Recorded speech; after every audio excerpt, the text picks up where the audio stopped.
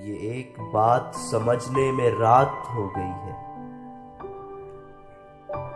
ये एक बात समझने में रात हो गई है। मैं उससे जीत गया हूं कि मात हो गई है। मैं अब के साल परिंदों का दिन मनाऊंगा। मेरी करीब के जंगल से बात हो गई है।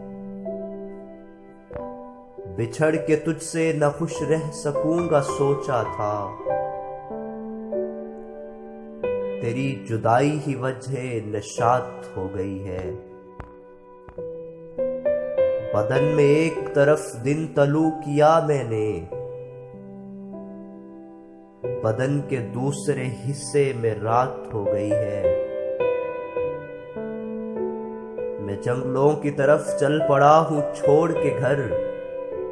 मैं जंगलों की तरफ चल पड़ा हूं छोड़ के घर। ये क्या कि घर की उदासी भी साथ हो गई है।